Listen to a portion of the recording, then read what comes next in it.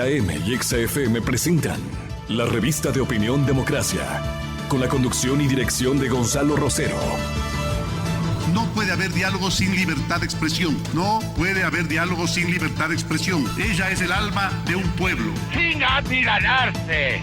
Sin amilanarse. Este Ecuador amazónico, desde siempre y hasta siempre. ¡Viva la patria! Combatiremos la corrupción. La de ahora y la de ayer. Y la que podría venir. La de adentro y la de afuera. La revista de opinión Democracia. Los temas realmente relevantes. Analizados con la visión crítica del periodismo libre. Da inicio la revista de opinión Democracia. El programa en el que usted cree. Comenzamos. Gonzalo Rosero. Credibilidad incuestionable.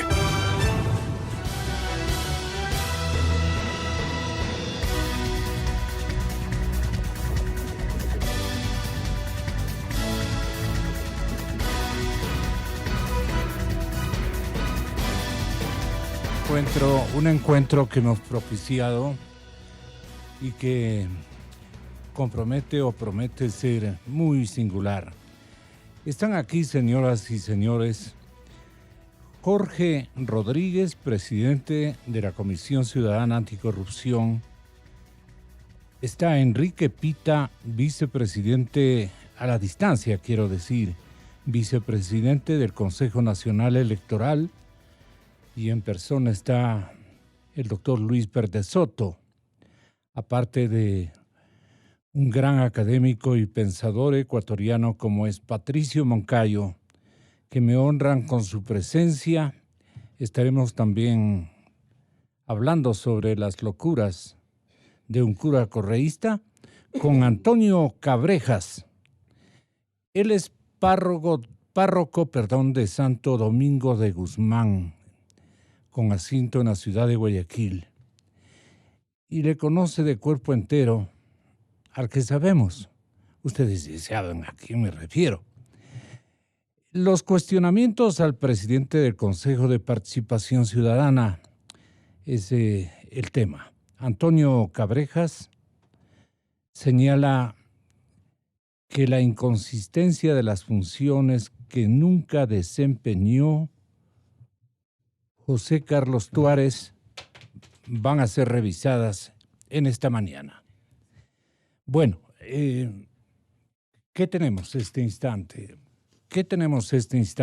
Tenemos a la revista Vistazo, donde un intertítulo fundamental le alerta a sus lectores sobre que fuimos espiados, y no es la primera vez. Lo seguirán haciendo. Assange y quizá el mismo Olavini ponen a Ecuador en medio de una trama de espionaje internacional un poco casa adentro. La extinta CNI usó y abusó de equipos para interceptación, recurrió, señores oyentes, a programas informáticos para espiar a opositores y hasta se dio el lujo de hacer encuestas. Ecuador está en el centro del planeta, geográficamente hablando. También se halla en medio de una trama de espionaje a escala global que involucra a Estados Unidos, al Reino Unido y a la Rusia. La Rusia, decían los abuelos.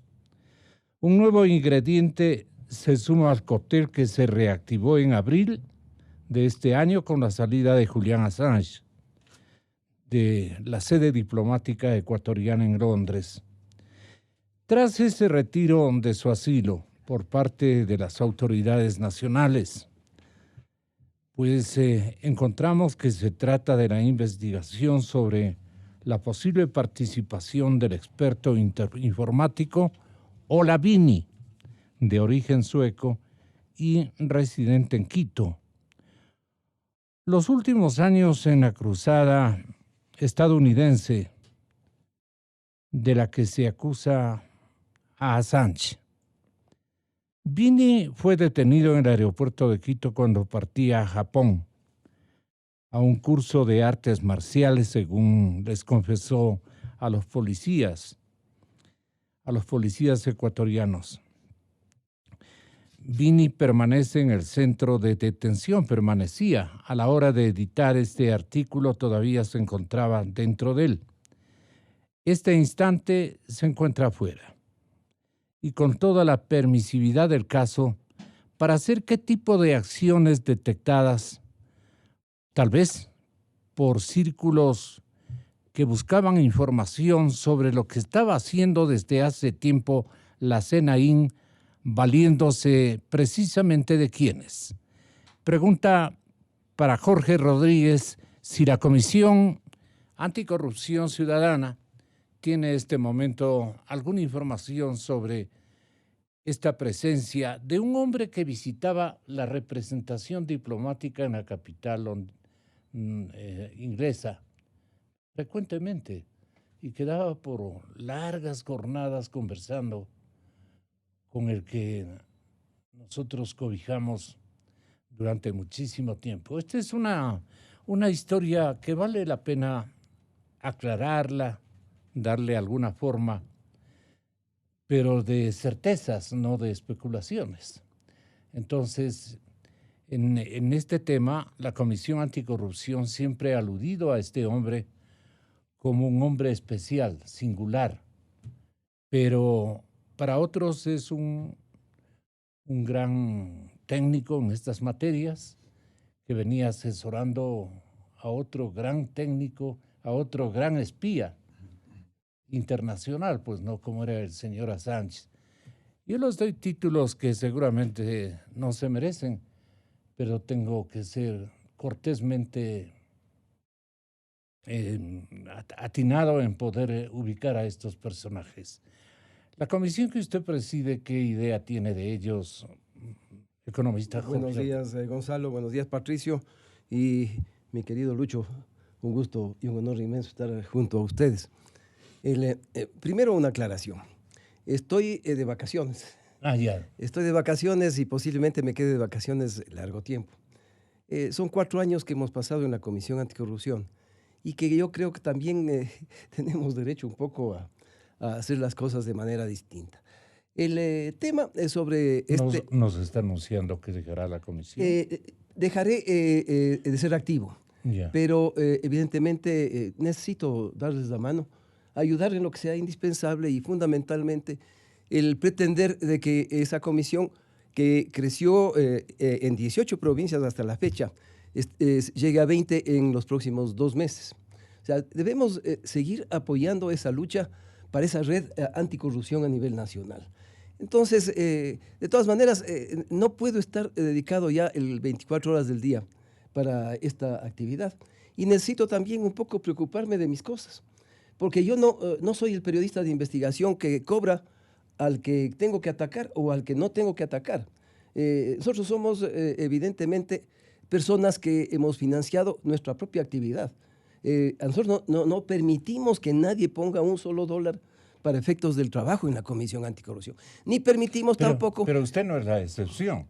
Hemos trabajado durante largo trecho sin cobrar $1 a nadie. Por ejemplo, en el caso de los periodistas que hemos contribuido con usted y con la comisión. Sí, pero no me refiero específicamente a usted. Usted se refiere a los periodistas, seguramente Villavicencio. No, yo me refiero en general, en resumen, es que el tema de investigación es un grito del corazón de los ciudadanos. Exacto. Porque se dieron cuenta, y eso es lo que usted ha hecho, mi querido Gonzalo, porque usted también ha sido perseguido, pero usted no es aquel que invita para efectos de decirle, vea, yo le voy a atacar si es que no me paga plata. O adicionalmente, usted no es un intermediario de documentación que le da a terceros, porque aparecen aquí que son investigadores, pero realmente ustedes no se han preguntado quiénes están atrás de esos investigadores. O sea, ¿es una investigación propia de esas personas?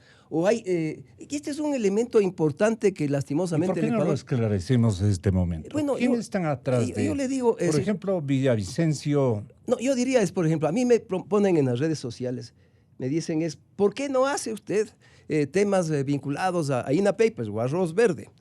Yo lo único que digo es, nosotros no podemos embarcarnos como Comisión Anticorrupción en temas en donde hay un elemento político importante. Usted tiene que darse cuenta de que eso no sale de la noche a la mañana. No es una investigación propia, sino son estudios que se hacen con anticipación, con objetivos políticos. Y nosotros no podemos estar en ese vaivén político ni tampoco sirviendo como juguete de esos intereses inmensamente grandes. Entonces, nosotros dejemos que eso se judicialice a través de lo que es la Fiscalía, apoyaremos y exigiremos que la Fiscalía le dé camino a esas denuncias. Porque caso contrario, el tema, sobre todo de que afecta tanto al presidente de la República y su familia, como a los correístas anteriores, no puede quedar en el olvido. Son temas que tienen que caminar en la Fiscalía, demostrando que también en la Fiscalía hay independencia para efectos de decir las cosas. Entonces, el tema no... Perdón, economista, sí. pero ¿qué pistas le deja a la opinión pública y a los organismos que están y vamos a permanecer en un seguimiento de este... Vea, Gonzalito, yo veo que de lo que he conversado, yo estoy aquí en el Ecuador después de unas largas vacaciones. He conversado y he preguntado a periodistas inclusive. ¿Quién está atrás de eso? Nadie sabe. Pero, sin embargo, nosotros ya conocemos cómo es la trama atrás de determinado tipo de denuncias. Porque esto no es... Es decir, hablemos claro en el país y lastimosamente lo que estamos acostumbrados es a cubrirnos, a no abrir la boca, solamente cuchichear una serie de chismes en reuniones, en reuniones especies sociales. Que fluyen. Así es. Entonces hay que tener la seriedad correspondiente para decir las cosas como son en el país. Preguntémonos... ¿De qué viven estos chismosos? Bueno, los chismosos viven de la popularidad que tienen, pues no, en definitiva, de la popularidad que obtienen o que tienen. Pero bueno, aquí no es el objeto de atacar a quienes han servido de camino para efectos de determinadas intenciones de tipo político. Y eso la Comisión Anticorrupción no puede entrar bajo ningún punto de vista. Caso Olavini. El caso de Olavini es realmente la imagen de lo que significa al Ecuador estar ya inmerso en el siglo XXI. La tecnología viene desarrollándose de manera tan veloz que no nos damos cuenta realmente de las modificaciones, porque nos vamos acostumbrando al paisaje de hoy día y nos olvidamos del paisaje que teníamos hace un año. Y les digo yo, este ejemplo lo pongo siempre, cuando Correa fue candidato a la presidencia de la República, no había el Facebook, no había el Twitter. El Facebook se inició ya en los Estados Unidos antes de eso, pero el Facebook en español 6 meses después de que Correa accede al poder. En definitiva, no había las redes sociales que hoy día han ganado tanto poder. Pero adicionalmente también esa tecnología va desarrollándose tan rápido de que cuando todavía los teléfonos eran analógicos, había un aparato que se podía comprar en las tiendas norteamericanas, como Radio Shack, por ejemplo, ¿sí? Entonces compraba eso y usted podía escuchar la conversación vía telefónica. Sí, eso era absolutamente sencillo. Cuando pasamos a la era digital, ya a la cuarta revolución industrial, es recién cuando ya esos equipos no se venden al público, pero se venden a las personas que manejan algunos estatus estatales y que necesitan obligatoriamente conocer cómo se está desarrollando el país. Olavini es nada más que una compilación de lo que en el Ecuador todavía estamos un poco en pañales. La misma Senaín con anterioridad adquirió 3 sistemas distintos para efectos de seguir la pista a los ecuatorianos que abríamos la boca y que decíamos se están robando la plata. Pero con sistemas que hoy día ya los que compró la Senaín anteriormente ya están en desuso. Los sistemas se han ido desarrollando de tal manera que son justamente estos hackers o estos especialistas en tecnología que tienen acceso. Usted ve cuánto pagaba mensualmente, específicamente, solamente por la utilización de Internet. En resumen, hay poderes que se van metiendo en América Latina y en todo el mundo, porque hoy funciona a través de lo que se conoce en esas inmensas bases de datos, que obligatoriamente van compilando información para efectos de la inteligencia industrial fundamentalmente. El periodismo de investigación, que es lícito y que tiene más bien un nivel trascendente en estos momentos que vive la humanidad de Occidente, especialmente, porque en la de Oriente, desde hace un montón de años, no han podido hacer o ejercer este tipo de periodismo, de adentrarse, de revisar documentos, casi como una tarea de espionaje, por la ausencia de elementos claros y de transparencia que han habitado, digamos, en el mundo occidental. En el mundo de la Rusia, de la China, de otros imperios ideológicos o ideologizados, la cosa es a fuete limpio y con paredón de por medio. Entonces acá vino a importar eso al comienzo de la Revolución Cubana el mismísimo comandante Fidel Castro. Se mandó al paredón a muchísima gente, acusándolos de todo, ¿no? Pero seguramente eran servidores del imperio más vecino. Eran otros adictos al chisme globalizado que los sabían traficar, que los sabían vender.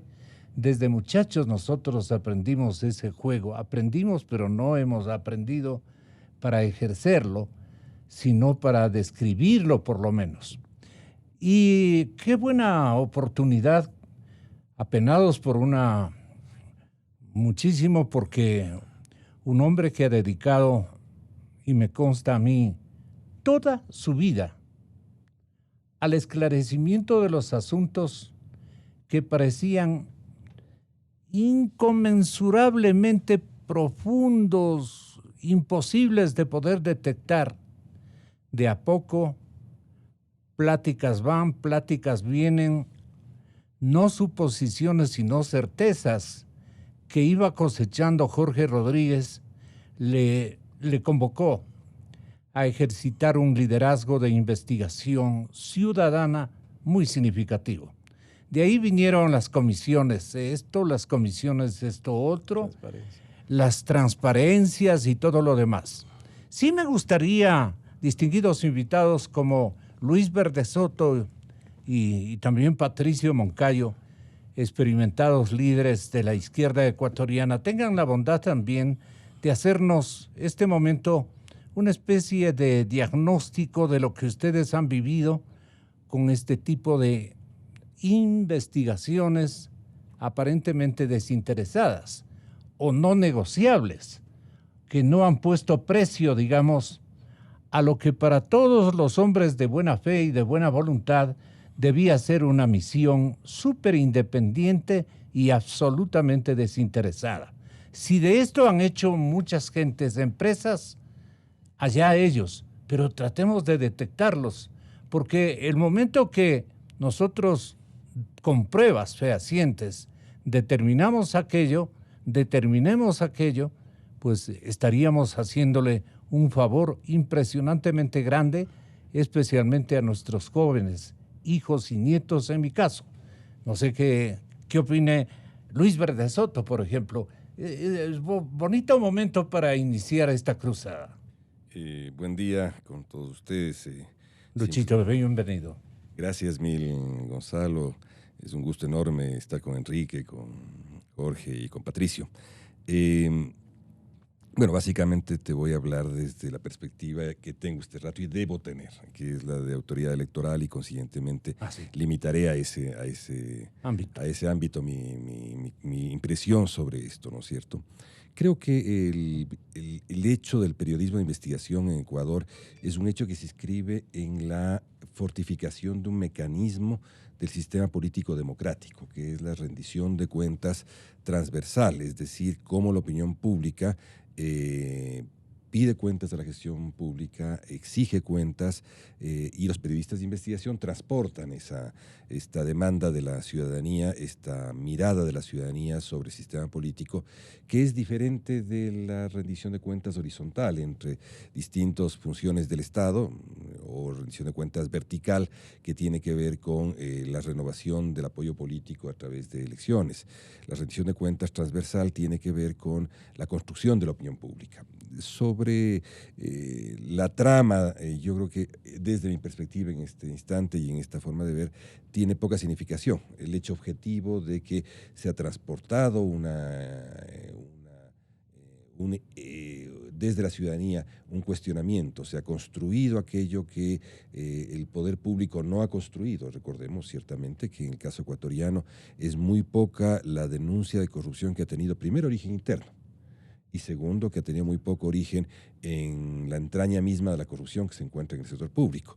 Consiguientemente, considero inexcusable este papel extraordinario que ha cumplido el periodismo de investigación sobre la construcción defectuosa, cuando no abiertamente delictiva, del poder público. Yo creo que nos toca diferenciar elementos que puedan tener deslices contrarios a la ética, si estos hubiesen, del hecho objetivo de que estamos trabajando con un hecho de corrupción extraordinario.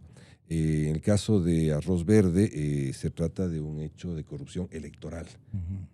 Recordemos, un hecho de corrupción que se escenifica alrededor de las elecciones y consiguientemente no podemos dejar de, como función pública, de asumir los insumos que nos presta el periodismo de investigación y hacer de eso, ¿no es cierto?, una puerta de entrada para entender si estamos cumpliendo adecuadamente con nuestras funciones. Si es que ha habido defectos, omisiones o abiertas transgresiones en la examen de las cuentas públicas en esos casos, por ejemplo, de si efectivamente el uso que se ha hecho de la información que existe, que es revisada ahora por nosotros también, no solamente aquella que consta en el Consejo Nacional Electoral, sino también en la misma denuncia de Arroz Verde, nos permite descubrir nuevos derroteros de la conformación de delitos contra la democracia, porque finalmente un delito electoral es un delito contra la democracia, y cómo debe sancionarse esos delitos contra la democracia, ¿no es verdad? Ciertamente, lo que ha ocurrido ahora, ¿no es cierto?, es, y en eso hay que agradecer al periodista de investigación, ha ocurrido una abierta transgresión sobre el elemento básico de la conformación democrática, que es la soberanía popular expresada a través del voto, ¿no es verdad? Yo creo que es fundamental que reconozcamos ese criterio y obviamente esto no exime esta utilidad pública de la investigación de periodistas de investigación, no exime a que haya otros niveles de investigación que permitan esclarecer verdades históricas y verdades fácticas sobre cómo se obtuvieron esa información, etcétera. Eso es parte de la construcción democrática. En la construcción democrática tenemos que hacerlo así. Y eso es lo que creo que debemos estar inmersos todos los ecuatorianos. Y las salvedades de personas interesadas o que hacen negocio conmigo, como dice el programa de televisión.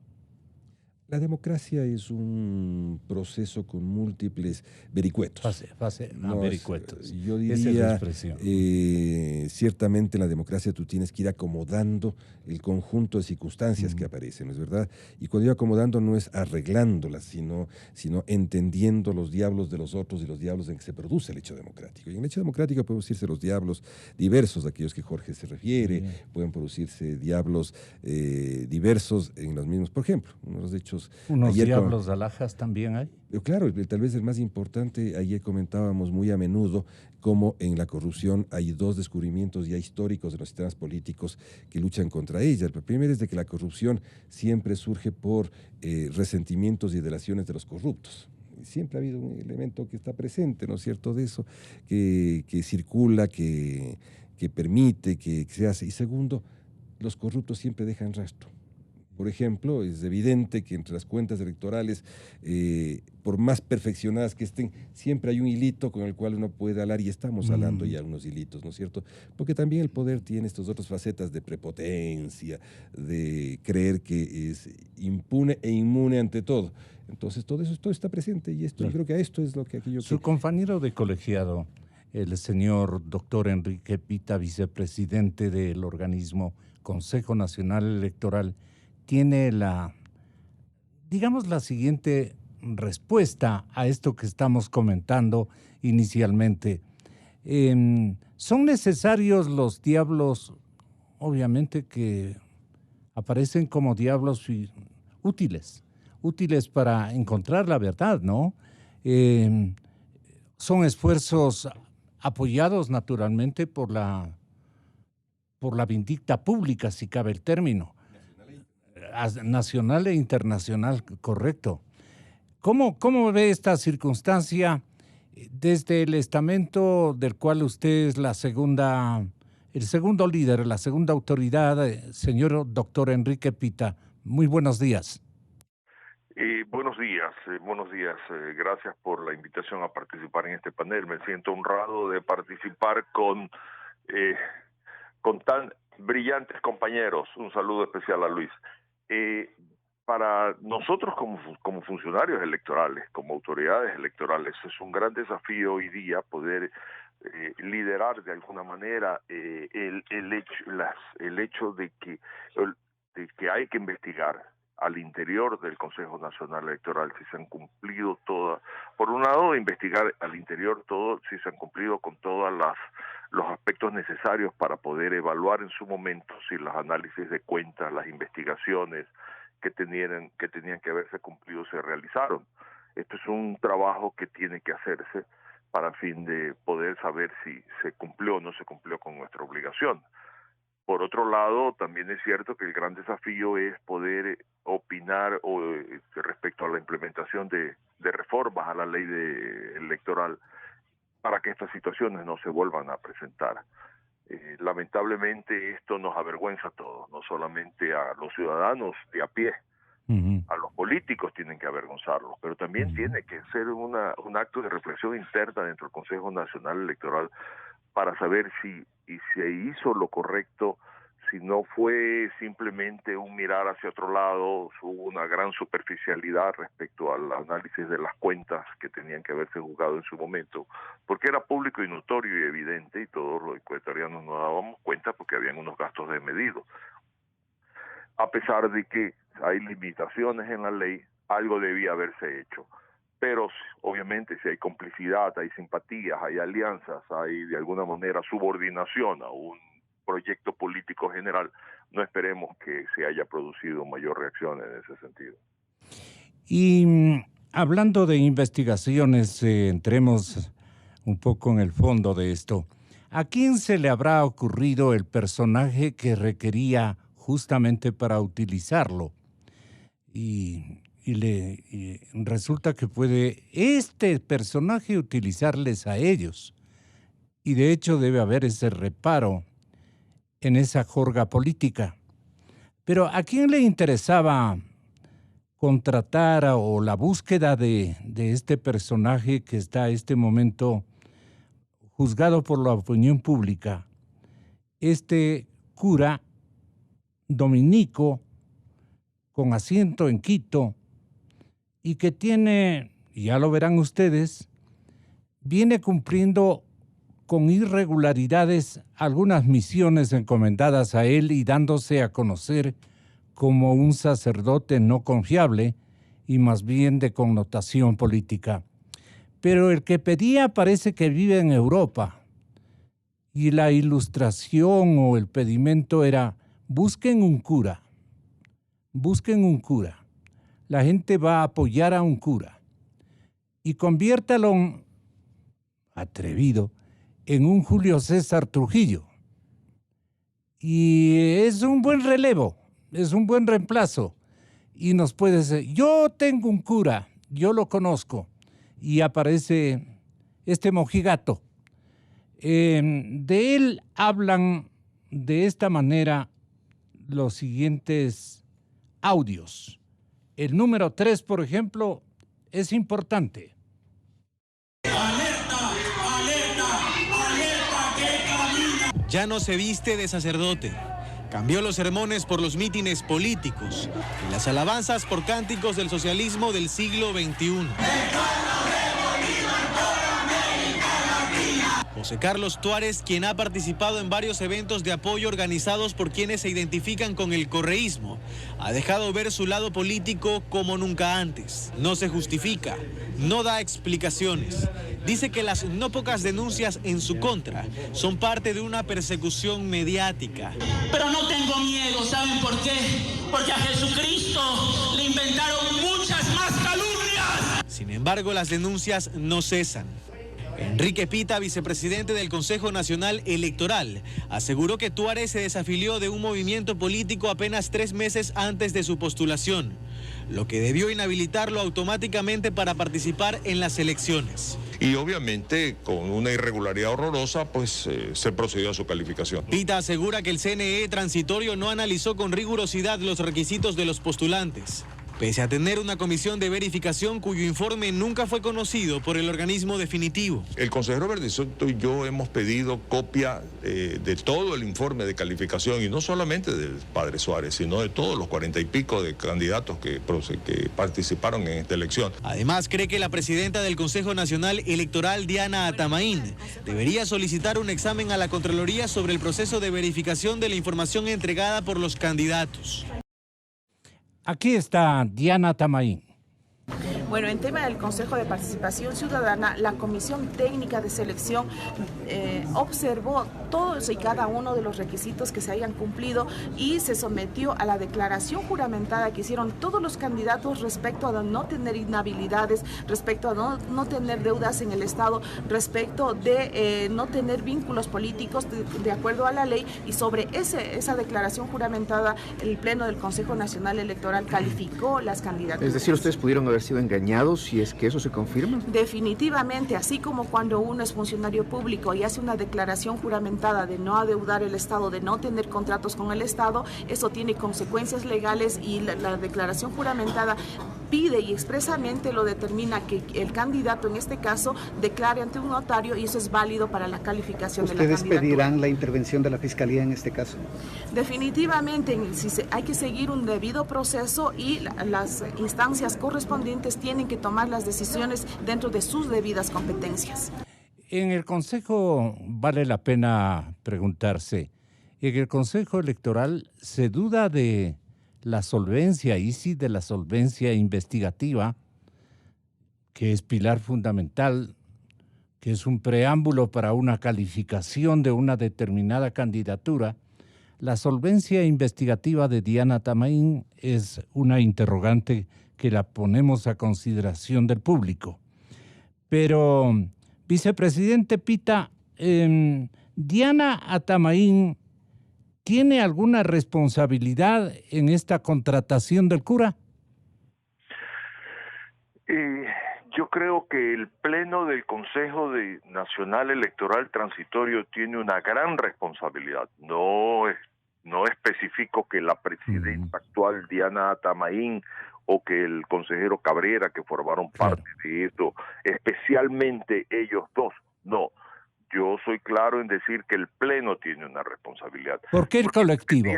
¿Por qué el colectivo? Primero, porque ellos tomaron la decisión de calificar la candidatura sobre la base de un informe de asesoría jurídica que fue presentado, cuando había un antecedente previo de que se había negado esa candidatura por una vinculación política. Y me voy a referir solamente a la vinculación política, no a los hechos que han sido descubiertos en su declaración juramentada, porque no es función de la función electoral hacer la investigación, para eso se abren los periodos de impugnación. Y los ciudadanos que impugnan tienen que presentar la carga de la prueba, por lo tanto ahí no cae la responsabilidad en el Consejo Nacional Electoral. Pero sí, respecto al tema de la afiliación del señor Tuárez a una organización política que después argumentó que le habían falsificado, presenta una simple denuncia y una serie de documentos que tenían que ser evaluados por el Pleno del Consejo Nacional Electoral, y son ellos los que al final del día aprueban. El informe jurídico no es sino un referente. Han habido ocasiones en las que, no obstante que el informe jurídico recomienda tal o cual situación, pues nosotros, y aquí voy a referirme a la actitud que hemos debido asumir en más de una ocasión, el consejero Verde Soto y yo, de negar esos informes y votar en contra. También ha sucedido en otros casos que los 5 hemos votado así igual.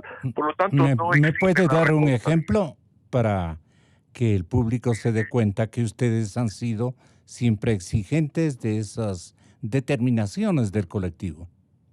Mire, la situación insigne dentro de todo este último proceso electoral, lo que pasó con la provincia de Los Ríos, cuando una impugnación de una organización política echó abajo totalmente el cronograma que se había establecido y fue lo que trastornó estos plazos y ha ocasionado los 2 meses y más de retraso en terminar el proceso en esa provincia, que realmente ha afectado la imagen de la institución tremendamente.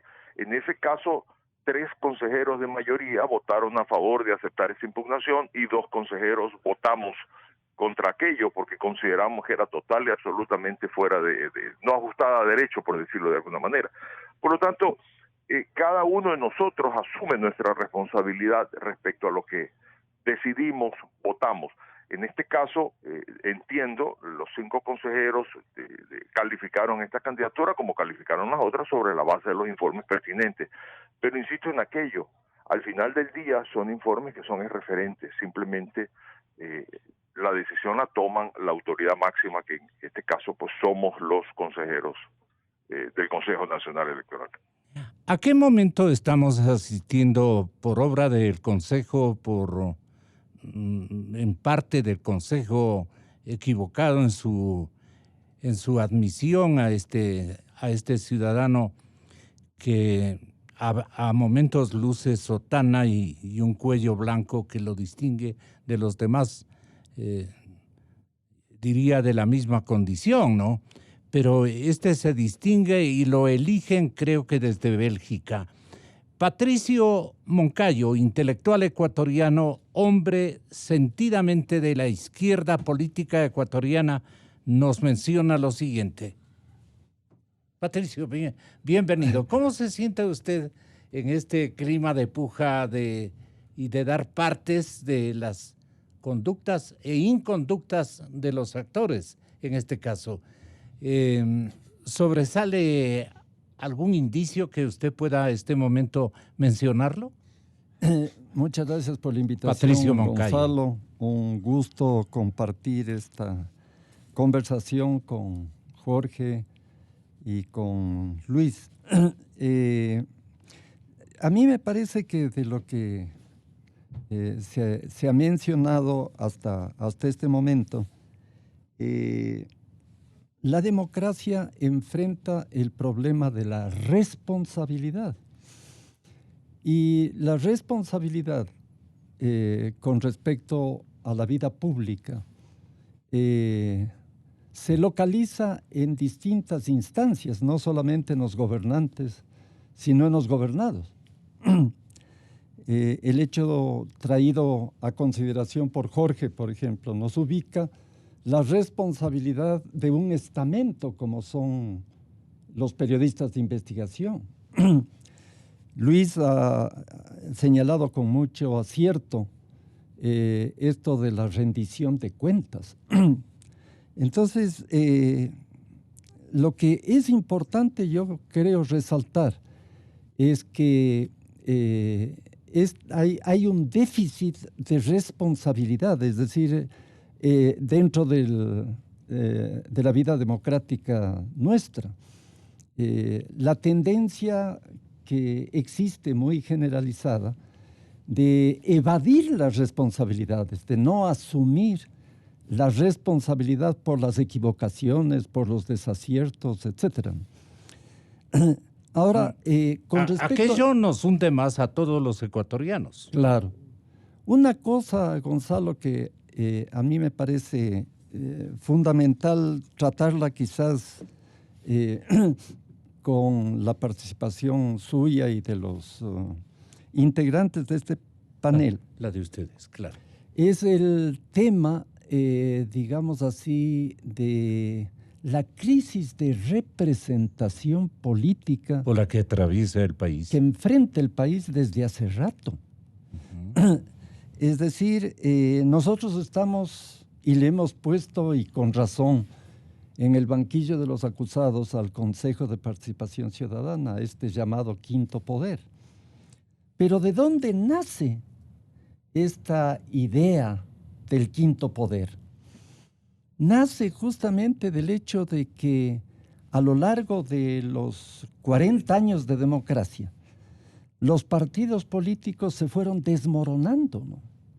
Si nosotros pasamos revista desde el regreso de la democracia en 1979, los grandes partidos políticos que habían promovido la transición a la democracia ya no existen o han perdido fuerza, han perdido algo así como han botado la toalla. Han botado la toalla.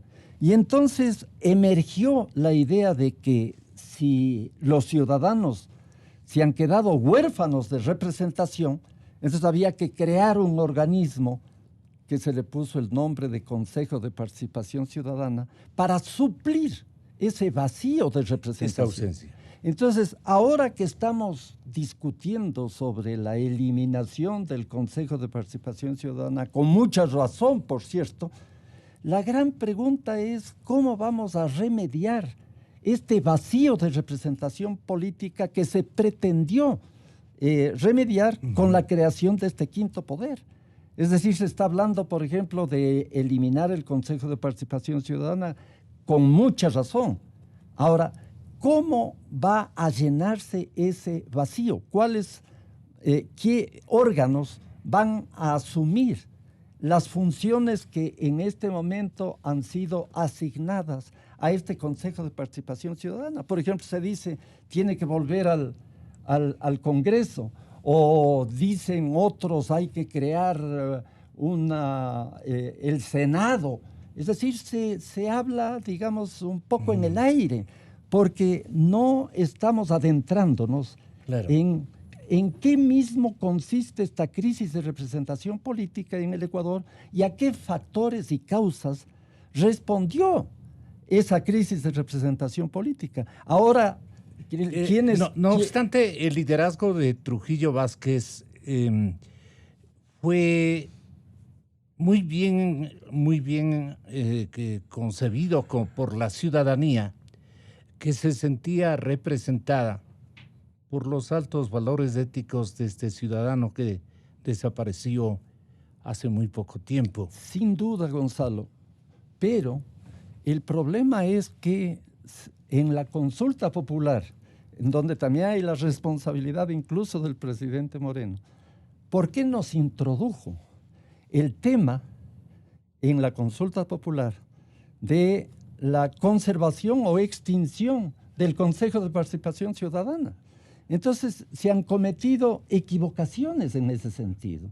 Es decir, el propio gobierno, al promover la consulta popular, nos dejó este problema. Y ocurre que el Consejo Transitorio de Participación Ciudadana promueve la eliminación del Consejo de Participación Ciudadana. Viene a ser una especie de contradicción, ¿no es cierto? Entonces, ¿de dónde nace ese error? ¿Por qué es que no se concibió una estrategia política adecuada de tal suerte de que no tengamos ahora que enfrentar ese problema? Porque ese problema se originó en esta falla de la consulta popular de febrero. Entonces, esto de la responsabilidad es algo que me parece que es fundamental, ir ubicando las responsabilidades, más allá de las personas, más allá de los méritos, por ejemplo, indiscutibles de Julio César Trujillo. Más allá de eso, ¿qué errores el propio gobierno cometió con relación a la consulta popular? ¿De dónde se deriva esto que estamos enfrentando en este momento? Muy bien. Quiero pedirle a usted, Jorge, que tenga la gentileza de intervenir sin preguntas. ¿Qué sigue desde su punto de vista este instante, decirlo con franqueza? Bueno, un poco es que nos demos cuenta de lo que le está pasando al país. A mí realmente me da una desilusión inmensamente grande cuando me doy cuenta de que realmente tenemos un pueblo que se lleva más por la filosofía, o más por los odios, o más por las necesidades. Es un país en donde hemos perdido los valores de manera absoluta, en donde ya no valoramos lo que está bien y lo que está mal. Acá lo único que importa en definitiva es que atacar a uno o atacar a otro. O sea, estamos en una confrontación que realmente espeluzna a la conciencia ciudadana.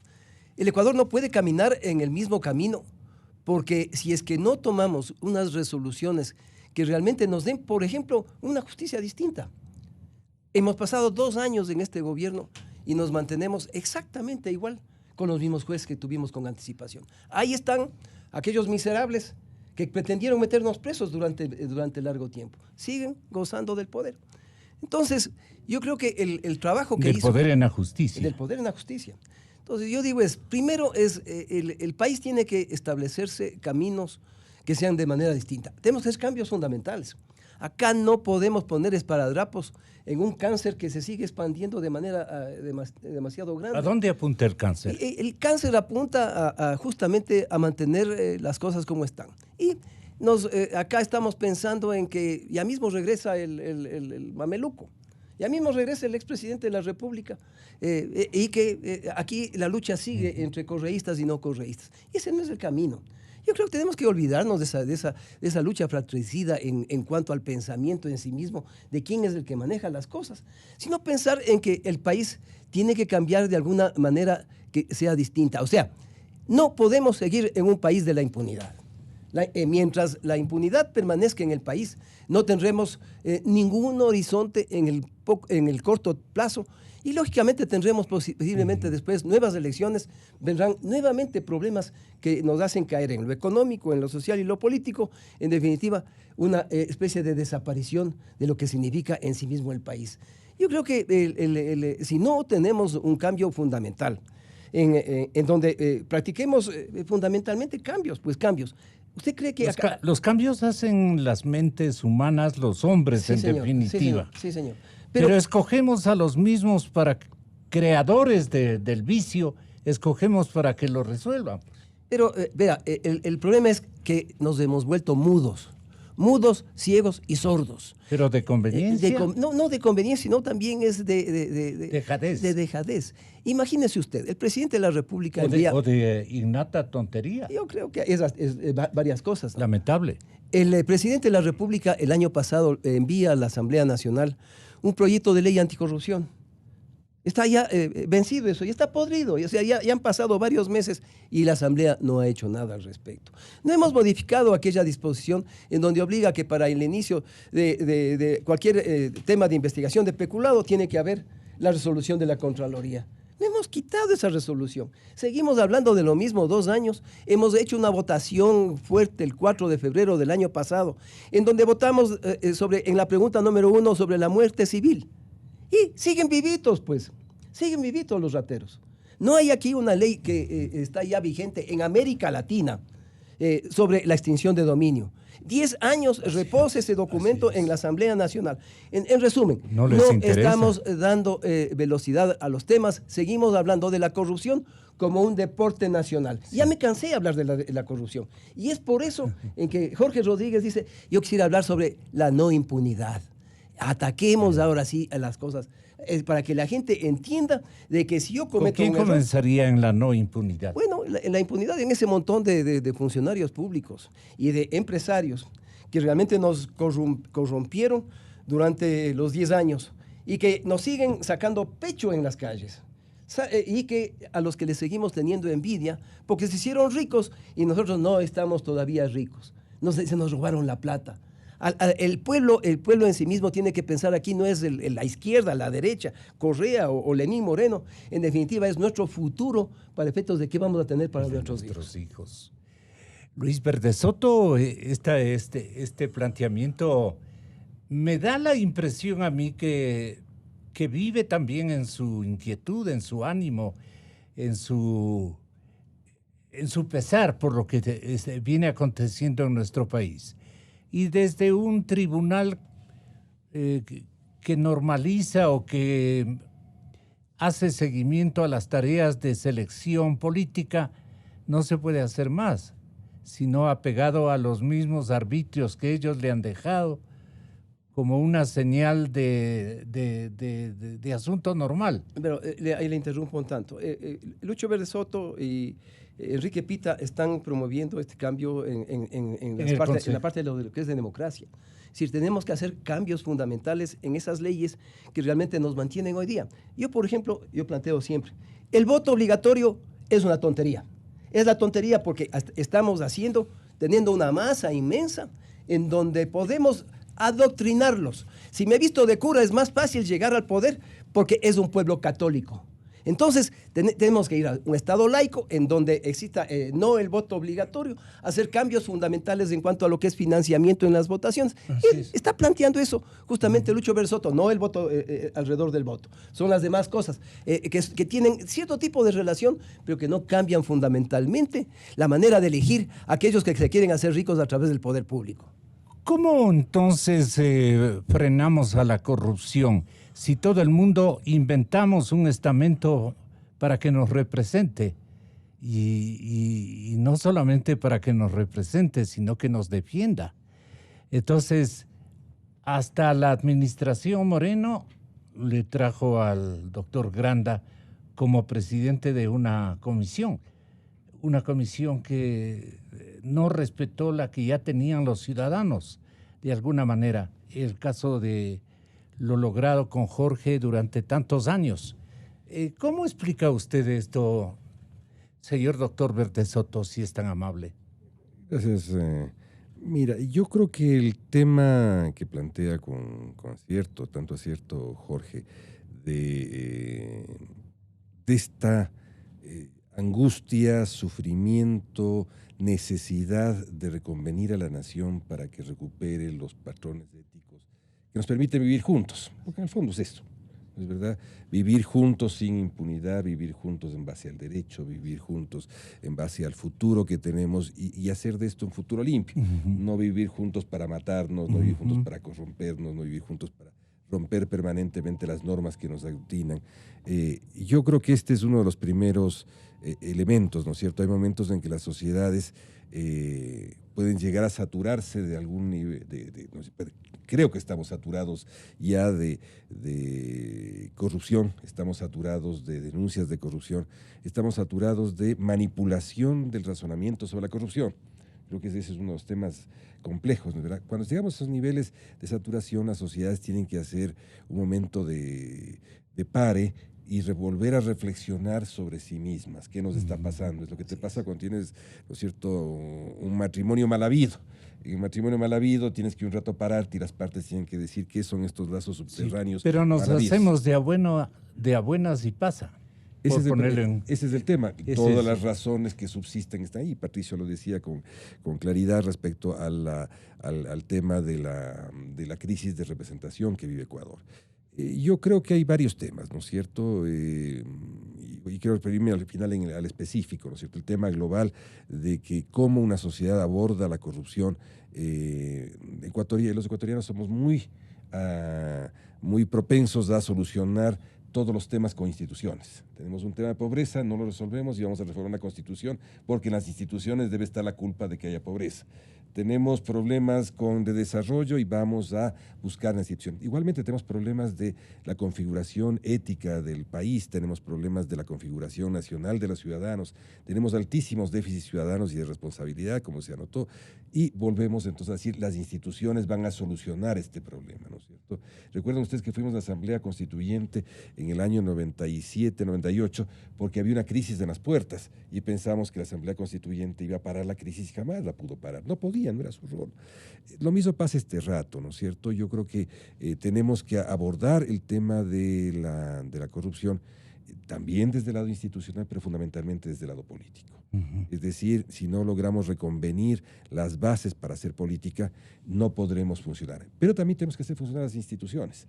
Y en el caso del cura Tuárez, ¿no es cierto?, las instituciones tienen bastante más que decir y bastante más que hacer que el refugiarse en el aquí no pude hacer nada porque el derecho electoral no me lo permite. No, hay que pasar un grado más allá y solucionar estos déficits de mirar las bases. Cuando hay derecho administrativo, funcionamiento junto al derecho electoral, hay que mirar todo lo que pudo ocurrir en esto. Enrique acaba de plantear con suma precisión el Consejo Nacional Electoral Transitorio, no hay que olvidar esta última palabrita, no el actual, porque no tuvo que ver en eso, ¿no es cierto? El derecho electoral transitorio no examinó ideologías, no lo hizo, no tenía por qué hacerlo, no debía hacerlo, ¿no es cierto? El cura dice que no hubo prueba suficiente o que no hay prueba suficiente para acusarlo. Yo creo que sí existió prueba suficiente.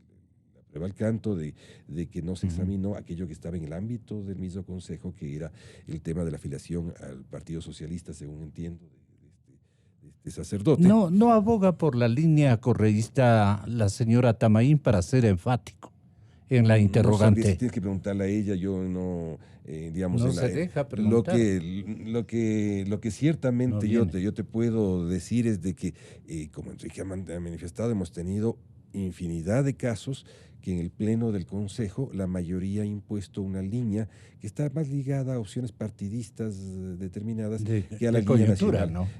Por ejemplo, yo quisiera, además de que ejemplo que puso Enrique, poner el ejemplo del exhorto que hice para evitar o lograr que los candidatos al Consejo de Participación se desprendiesen de la tutela de todos los partidos políticos y particularmente la del expresidente Correa, y que esto fue negado por la mayoría y se produjo una decisión de que en 3 días habría una comisión y que daría un informe en 3 días, que se demoró 92 días bajo el informe, bajo el escritorio de la presidencia, y nunca se pudo tratar esto, porque es obvio que... ¿Por intervención de quién?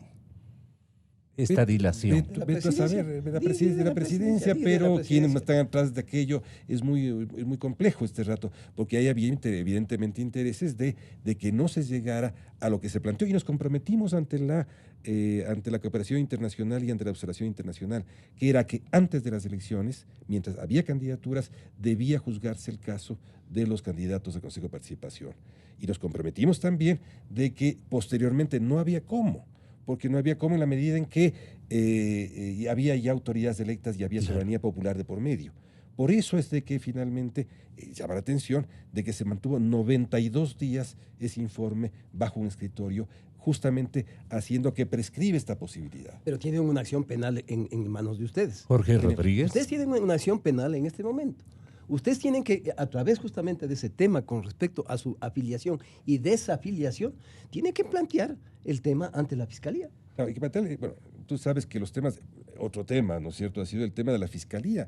Cuando el Pleno negó, digamos, la mayoría del Pleno, Enrique Pita y yo propusimos de que teníamos que ir a la Fiscalía con el tema del fraude de Mocache, el tema del fraude de Salitre, se negó, el Pleno negó que vayamos. Yo tomé la decisión personal con respaldo de Enrique e ir y presentar a la Fiscalía de que había una operación de fraude. Y luego pues vino, claro, una serie de presiones de la opinión pública, y muchos días después, cuando el muerto ya estaba muy frío y cuando el asesinado ya no te presentaba evidencias, vino una decisión de que sí vamos a la Fiscalía y presentemos. Pero en los hechos concretos no se ha hecho. Entonces, ahí hay temas que... Ahora más bien desde las filas del CREO aparece Fabricio Villamar y plantea un juicio político para zafarnos del cura. La Constitución establece como causal para el juicio político el incumplimiento de funciones o el incumplimiento de la Constitución o la ley. Para el caso específico del señor José Carlos Tuárez, evidentemente existe un incumplimiento de la ley. Los específicos de la LOCEP respecto de ejercer sus funciones con lealtad institucional, rectitud y buena fe, y que sus actos deberán ajustarse a los objetivos propios de la institución en la que se desempeñe. ¿Cuáles son los objetivos propios del Consejo de Participación? Promover la participación ciudadana y estimular procesos de deliberación pública y propiciar la formación ciudadana en valores, transparencia y lucha contra la corrupción. Alguien que ha mentido con tanta solvencia no puede representar a los ecuatorianos en este cargo. Asimismo, lo establecen las prohibiciones de la misma ley en el artículo 21. Hay una cosita ahí sobre lo que plantea acertadamente Fabricio. Yo creo que el tema que se plantea aquí es un caso muy interesante. Si antes no pudimos intervenir descalificando porque digamos, el elemento central era el derecho de participación, es el derecho internacional, lo plantea así. Ahora justamente por eso hay que descalificar, seguramente. Yo no estoy hablando no ejerzo una afirmación. Me pregunto si es que justamente para lograr que el ejercicio del derecho a participación prevalezca, habrá que producir un cuestionamiento severo a lo que está haciéndose por parte de este sacerdote.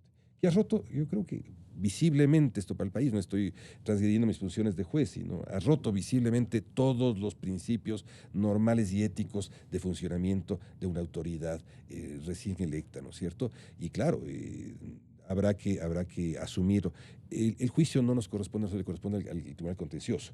Él tiene que ante la queja de cualquier actor, y sería ideal que sea la Comisión Anticorrupción que lo haga, porque eso encaminaría, ¿no es cierto?, tiene que proceder a examinar este caso, ¿no es cierto? Y creo que el Consejo Nacional Electoral tendrá que entregar todas las pruebas, pasando otro elemento que a mí me duele decirlo. No hubo una sola acción de fiscalización en todo este proceso electoral, más allá de la que me fue negada. ¿Y había motivos?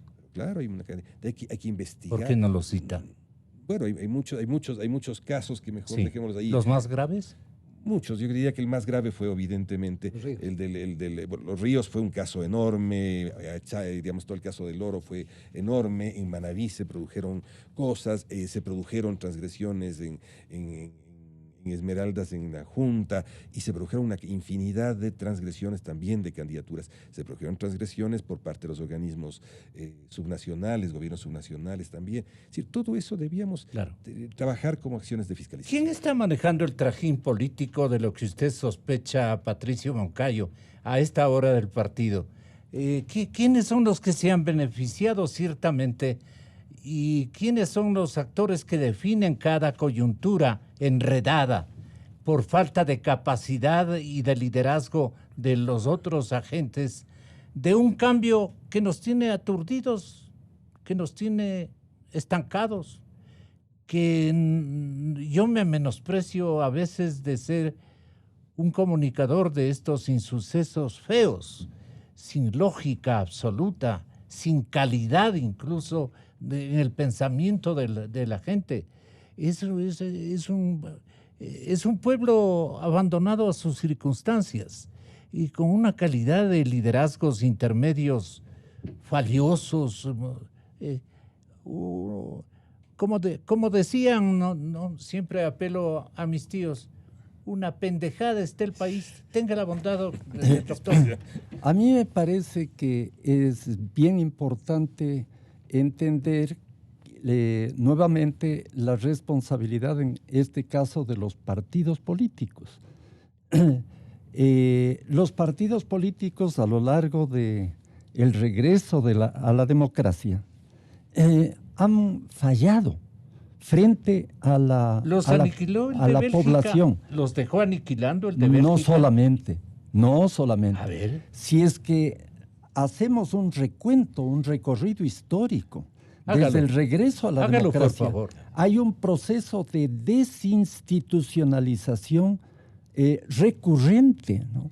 El derrocamiento de Bucaram, el derrocamiento de Mauad, el derrocamiento de Gutiérrez, en donde los distintos estamentos y partidos políticos, ¿no?, violaron las formas constitucionales. Es decir, fueron golpes de Estado camuflados que se disfrazaron de constitucionalismo, pero todas las salidas que se dieron en esos casos eran salidas, digamos, tramposas. Hubo juegos de intereses a lo largo de todo ese proceso. También en el derrocamiento de Gutiérrez, aquello de que se vayan todos, que era el clamor ciudadano, dio paso a que emergiera una figura como Rafael Correa. Entonces, Rafael Correa no es que cae del cielo, no cae de la nada, sino es producto de todo un proceso sobre el cual debería, pienso, Gonzalo, reflexionarse de manera seria. ¿Por qué no se ha podido festejar y conmemorar los 40 años de regreso a la democracia? Porque ¿quién saca la cara? Así es. ¿Quién puede asumir la representación de los 40 años de democracia? Más bien se canceló ese evento que se anunció en el que supuestamente iba a haber una conmemoración de los 40 años de la democracia, porque en esos 40 años de la democracia se cometieron, como decía Luis Verde Soto muy bien, una serie de delitos contra la democracia. Y podríamos hacer un recuento de todos esos delitos. Y ahora estamos enfrentando, por cierto, otros delitos, pero es una secuela de esos delitos acumulados en los llamados 40 años de democracia. ¿Y ahora qué hacemos, Jorge Rodríguez? Cerremos las puertas y vamos a otro lado, hijo. Bien complicado. Yo creo que aquí tiene que haber un compromiso. Primero, siendo y pareciendo. Porque no vamos a cambiar el país si es que los que están arriba no demuestran que son y además parecen que son. El problema es que primero eso, después un compromiso, no esos acuerdos que están firmando ahí los organismos de control, que el acuerdo de cooperación, eso puede servir de alguna manera, pero esto en la Constitución tiene que ser efectivo el tema. Tenemos que hacer cambios. Podría ser efectivo. Efectivo es fijándonos una ruta. Para cambiar al país necesitamos hacer unas modificaciones en la estructura mismo del Estado, en las leyes del Estado, en la educación. ¿Cómo vamos a comenzar realmente a cambiarle al niño, al joven, en su manera de concebir el tema de la ética? En resumen, aquí es construir algo que, digamos, borra y va de nuevo. El tema, si es que no combatimos la impunidad, la gente va a seguir haciendo exactamente lo mismo. Vea usted, ayer recibimos tanto César Cárdenas por el tema del cura Tuárez, como yo recibimos varias amenazas a través de Facebook. Ahí están los nombres, ahí están las personas. Claro, ahora estamos acostumbrados a decir lo que quiera y hacer lo que quiera. En definitiva, no hay una ley que realmente permanezca constantemente constriñendo aquellas acciones que pueden ser, que violan disposiciones de tipo legal. Y lógicamente estamos acostumbrados realmente a la ley de la selva. Mientras la ley de la selva no sea quitada del país, pues seguiremos lógicamente bajo una condición en donde la impunidad es el principal eje mismo de lo que es la sociedad ecuatoriana. Es decir, hay que tomar los toros por los cuernos y no solamente hacer declaraciones que a la larga no sirven para nada. El señor Contralor General del Estado, no basta solo esto, ayer denunció y confirmó una cantidad de irregularidades en la inscripción de organizaciones políticas. Una vez más, la capacidad de control de las autoridades de turno del Consejo Nacional Electoral se pone en discusión. Hace 5 meses, en este noticiero, denunciamos que partidos políticos afiliaron a ciudadanos sin su consentimiento, que se habían falsificado firmas para presentarse ante el Consejo Nacional Electoral. Ahora, un informe borrador de la Contraloría lo comprueba. Al menos 4 organizaciones políticas habrían incumplido con el requisito de completar el 1,5% de firmas para inscribirse en el registro permanente de organizaciones políticas del CNE. De la muestra se detectó que hay adherentes con firmas que no corresponden a las presentadas en los padrones electorales, o que hay 24.470 firmas repetidas en los formularios de un mismo grupo político. Se identificó a 1.527 menores de 16 años y 6.648 muertos que fueron aprobados como afiliados, adherentes y adherentes permanentes. Irregularidades que tienen que ver con incumplimientos legales, con incumplimientos procedimentales y de requisitos. Los movimientos en la mira son Justicia Social de Jimmy Salazar, esposo de Pamela Martínez, ambos mencionados en el caso Arroz Verde. Juntos Podemos, del exprefecto de Azuay, Paul Carrasco. Fuerza Compromiso Social, fundado por Iván Espinel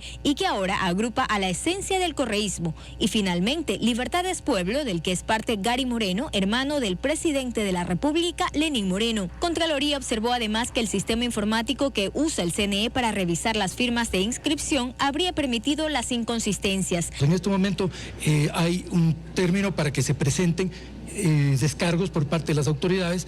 Nosotros nos pronunciaremos de inmediato. Estos 4 partidos, junto a las casi 200 organizaciones que participaron en las últimas elecciones, fueron aprobados por el CNE transitorio. Su presidente entonces, Gustavo Vega, y su vicepresidenta y actual titular del CNE, Diana Atamaín.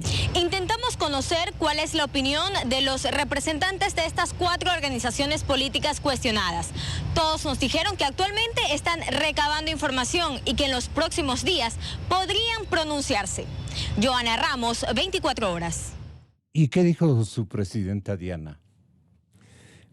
Yo no puedo decirte qué dijo porque debo de abrir paladinamente y casi con ingenuidad decir de que no fuimos invitados a la lectura del informe. Nosotros no conocimos la lectura del informe. Me refiero, yo puedo testificarlo, del consejero Pitti y yo. Ni siquiera, no para ir nosotros personalmente, pero debían ir nuestros funcionarios a una lectura de un informe borrador que sí fueron los funcionarios del resto del Consejo Electoral. Nosotros conocimos por la prensa y seguimos conociendo por la prensa. Este rato mis funcionarios, y entiendo que los de Enrique igual, están recabando información para saber mínimamente de qué se trata. Lo que tengo claro por parte del informe que me han dado ayer es de que estas aprobaciones corresponden a los 4 últimos consejos nacionales electorales. Corresponden a aquel que presidió Domingo Paredes, el que presidió el señor Pozo, el que presidió Miguel Villasís y el Consejo Nacional Electoral Transitorio, en el cual formaron parte los 2 consejeros que actualmente forman parte. Me refiero a Diana Tamarín y a José Cabrera. Pero yo otra vez debo decirte, me enteré por la prensa, me enteré por la gestión de ustedes, me he enterado, pero no nos invitaron a la lectura del informe. A los 2 consejeros no nos invitaron. Esto también es corrupción. Mira, cuando hablamos de que debemos trabajar en forma conjunta Jorge Rodríguez, para cambiar el país, ¿cómo concebimos que exista un consejo electoral en donde existe una división de esa naturaleza? Es decir, hay que llamarle la atención a Diana Tamaín, quien entró haciendo varios ofrecimientos, no solamente a los partidos políticos, sino a la ciudadanía. A la ciudadanía. Es decir, ella tiene que cambiar del tema. Acá no es cuestión de estar amarrado con determinados grupos políticos o económicos, que es lo que estamos viendo. ¿Con quién está amarrada la Tamaín? Bueno, ¿quién le nombró? ¿Cómo fue? Es decir, hablemos claro, ¿cómo hicieron la mayoría? Cuando pensábamos que las cosas eran distintas, hizo una mayoría. ¿Quiénes estaban atrás? Los que están acostumbrados a manejar el poder electoral, el poder judicial y el propio gobierno, pues. Son los mismos. O sea, que han desaparecido los partidos políticos. El gobierno del presidente Moreno. Pero los dueños de los que eran partidos políticos siguen vivitos y coleando. Entonces, aquí no es cuestión solamente de Patricio Moncayo, para terminar. Sí, a mí me parece que nuevamente, ¿no? Este hecho que nos relata Luis y que comenta Jorge muestra ciertas incongruencias en la conformación de estos organismos. El Consejo Nacional Electoral, por ejemplo, ¿cómo fue integrado? Es decir, ¿de dónde nace esta división que se da dentro del Consejo Nacional Electoral? Claro. ¿Cómo fueron calificadas las personas que integraron el Consejo Nacional Electoral? ¿Quiénes son los que se polarizan? Leyendo desde afuera. Me parece que han habido errores, incluso del Consejo Transitorio de Participación Ciudadana, ¿no? Con todo el respeto para Julio César Trujillo y los integrantes del Consejo de Participación Ciudadana, pero el tema del Consejo de la Judicatura, por ejemplo, que no necesariamente tuvo éxito, ¿verdad? Y tuvo que modificarse. El tema del Consejo Electoral Transitorio, ¿no? En donde se cometió tremendo error de dar paso a la recalificación de los partidos políticos que sumaron centenares y que en las últimas elecciones justamente hubo una cantidad inmensa de candidatos. 84,000 candidatos. 84,000 candidatos. Entonces, todo eso es producto de estos errores. ¿Qué pasó, Gonzalo, en las elecciones de marzo de este año? Esa fragmentación política, ¿no? ¿Cómo están constituidos los organismos seccionales? ¿Cómo está la alcaldía de Quito? ¿Cómo está la prefectura de Pichincha? ¿En manos de quiénes terminaron? Y yo sí desearía referirme a lo que planteaba Jorge. ¿Ahí dicen que existió un formato de fraude? ¿O es una coincidencia? Puede haber, ¿no? Pero a mí me gustaría comentar lo que decía Jorge. Pero están allí con 20% de representación ciudadana. Con menos, incluso. Respecto del tema del voto obligatorio, yo querría recordarle a Jorge y a la ciudadanía. Estamos en la lona. ¿No? Que cuando triunfó la Revolución Liberal, el general Eloy Alfaro dijo: no vamos a perder con papeletas lo que hemos ganado en el campo de batalla. Entonces, ¿eso qué significó? Significó que se constituyeron oligarquías políticas, ¿no? Entonces, que no han cesado. Exacto. Entonces, si el voto obligatorio se implanta, con Velasco Ibarra que hay la posibilidad de que los sectores, lo que en la candidatura de Galo Plaza se decía la chusma tuviera la posibilidad de expresarse políticamente. Entonces el tema no es eliminar la posibilidad de que la chusma se exprese, y hay que reconocer que las élites también se equivocan, y las élites son las corrompidas. Entonces, si no hay el voto obligatorio, habría un voto de las élites, un voto calificado, que terminaría apuntalando el poder de pequeñas oligarquías. Entonces, no es por ahí por donde debemos caminar. Más democracia, no menos democracia. Luis Fernández Soto, termina el programa. Con esto que dice Patricio, los déficits de democracia no se solucionan coartando la democracia, renovando líderes autoritarios, sino lo contrario, con más democracia. Y más democracia en este rato significa más rendición de cuentas, más limpieza electoral. Ahora debo decir, por ejemplo, el tema electoral, que eso me conmueve mucho, ya forma parte de la inserción internacional de Ecuador en el mundo, forma parte de la agenda de los organismos multilaterales, porque no puedes tú lograr que haya inversión externa, que haya acompañamiento internacional sobre los temas de desarrollo de Ecuador, si tienes tú una inseguridad básica en el origen de la autoridad. Y ese origen de la autoridad es la elección. Hay que tener claridad, y esto a los que no, aquí hay gente del Consejo que no entiende, cuando se trata de tener claridad. Compañeros suyos del colectivo del Consejo Electoral, dice usted, no entiende subordinados más bien. Subordinados. No entienden de que cuando hay legitimidad de origen, cuando hay transparencia de origen, hay que tener el acompañamiento a todas las instituciones para que esa transparencia se vuelva en una legitimidad de gestión permanente. Si es que no tienes limpieza en la autoridad inicial, va a haber corrupción en la gestión. Esto es lo que tiene que hacer gente de los institutos, como el Instituto de la Democracia, que tiene que entender que hay que capacitar a los partidos políticos sobre este fenómeno. Capaciten a la ciudadanía para que abra la boca y no tenga miedo de decir las cosas. También, pero el pasa es que nuestra función y la de son los partidos políticos, y hay que capacitar ahí. Entonces, ¿cuáles partidos? Todos la función ¿Hay electoral. Partidos? ¿Están partidos? Sí, no hay Los hay partidos 286 partidos y movimientos. Sí. Hay partidos de toda. Esto es una franca ofensa a la imagen internacional del Ecuador. No hay seminario en el mundo en que uno pueda ir con la cara medianamente clara y los ojos medianamente abiertos a decir, miren, yo tengo solamente 286 con partidos. El esbozo de ¿qué pasa en el Ecuador? ¿Perdón? ¿Qué pasa? Es la entrada, el saludo, digamos, de los forasteros. Es muy difícil porque está pasando en Ecuador. Lastimosamente, es el ejemplo más complejo, y lo he conversado con autoridades de organismos internacionales que han planteado, es el ejemplo más complejo de lo que puede ser la transición en Venezuela, de lo que pasará en la transición en Nicaragua, de lo que pasa en la transición en Bolivia. La transición de Ecuador es una transición, como yo la llamo, gangosa, difícil, atropellada, sin orientación, y que tenemos que aprender a movernos en este mar de... No, yo no puedo. Un gran amigo mío, empresario agrícola, se acercó a decirme, Luis, ¿en qué les podemos ayudar para que ese consejo electoral funcione? Entonces yo dije, mira, perdóname, pero el país, iba a decirlo con una cierta dificultad, el país está navegando un mar de majada, y lo que hay que tratar es de ver cómo conducir algo, esta nave, hacia dónde llegar. Y él me dijo, Luis, un solo favor, ayuden ustedes a que ese mar de majada no llegue al río. Me pareció una linda expresión.